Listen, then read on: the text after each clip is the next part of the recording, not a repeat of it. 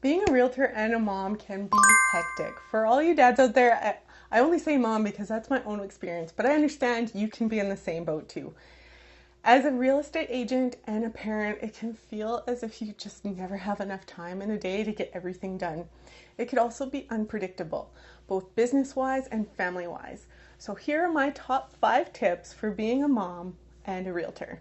Number 1, schedule time and understand your goals. We only have so much time in a day, and that's why it's so important to have clear goals and schedule time to get your work done. So I time block all my must-do items in my Google Calendar. I purposely leave blank spaces for flex time.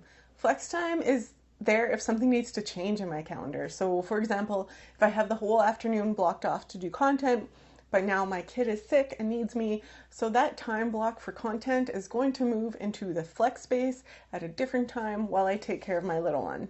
So by scheduling your work, you always know what needs to get done, so you aren't wasting any time. Number 2, speaking of time, you have to leverage your time. So even when you plan out and schedule your time, you're probably still thinking, I don't have enough time. And that's why it's important to leverage your time. Being online is a key tool to help leverage your time. So by creating content, you're working once, but speaking to thousands. For example, if you develop content like a blog or a video on a guide of your city, that is now forever searchable, so clients can come to you instead of spending time finding clients. So part of our group at eXp Realty teaches how to best leverage your time using proven social media strategies. If you want to know more about that, drop a comment below and I'll tell you more.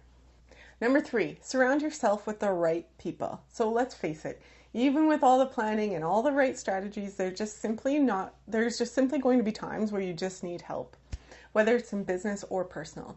And this is where it becomes important to surround yourself with the right people and build a community around you. For myself, we have an amazing daycare that helps with our son, and on days where that's not possible, I've created a great group of agents around me that can help if needed. So that can mean I pay agents to go do showings for me, or refer out a deal and still get part of the commission. Number 4, audit and review. So it's important to consistently audit and review your business to understand what's working and what's not. Every day I do a small review of the day and plan for the next day. This allows me to really understand what's happening in the business and my day-to-day schedule. With a young child at home, his needs changes as he grows, and it will continue to change. So you have to keep adapting to these changes, whether that means changing your schedule, hiring someone, or whatever it may be. But the only way to adapt to the changes is by understanding them in the first place. Number 5, probably the most important one, give yourself a bit of a break. This might be one of the most important points of all, and that I have to constantly remind myself of.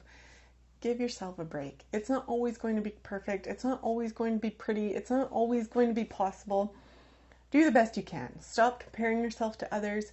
You only see a small fraction of what other people are doing.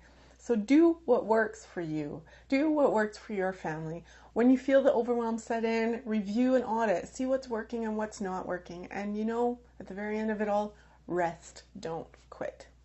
Overall, being a realtor and a mom can be very busy and very stressful, but it's also very rewarding. I love this career as a mom because it does offer me the flexibility I need in order to be there for my son, plus unlimited potential to grow and give him the life I want him to have.